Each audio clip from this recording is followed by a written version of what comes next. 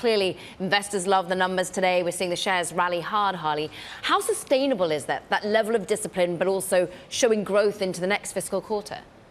Yeah, thanks for having me on the show, Caroline and Ed. Look, we laid out a very deliberate vision to balance both operational ambition, which we certainly have a lot of, but also the financial discipline. And the results speak for themselves. We are delivering top-line growth and profitability. Q3 GMV, which of course is the proxy for how well the merchants are doing on Shopify, was up 22% to 56 billion. Revenue was up 25% to 1.7 billion. And as you pointed out, we have cash flow of north of 270 million. Now, with every quarter ticking up, that cash flow is a percentage of revenue, and Q4 is expected to keep this trend going. One of the other things that I don't think is getting covered, but is very exciting to us, is that more of the largest and most important brands on the planet are joining Shopify, like Ted Baker and Tom's and LVMH's Pucci and Quicksilver and Billabong. And it's a really great, for us, it's a great story, but it's a story of balancing both growth and profitability simultaneously. And that's because we have a new shape of the company, which is far more focused on our main quest and things that are most important. Harley, on that new shape and those brands that you're talking about, how much of that focus is into the outlook? There's an accusation out there from some on the street that you guys were a little bit conservative with the outlook, and maybe you could do a bit more. Yeah.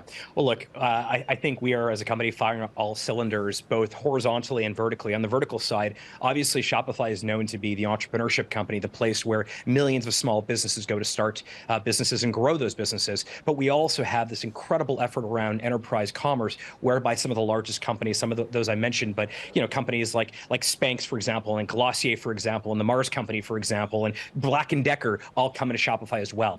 At the same time, one of the other metrics that we really think a lot about is our product attach rate. And that really is a proxy for the usage of our products and platform by our merchants. That's over 3%. So that means more merchants are taking more of our products, whether that's things like capital or shipping or payments or even audiences, for example. We like that. We like being the center of the business for these millions of stores. And you managed to persuade bigger players and keep the smaller players at the same time as increasing pricing. I'm interested in how you are thinking about monetization going forward, Harley. Yeah, monetization is something that we certainly in the last year and a half or so have been spending a lot more time thinking about.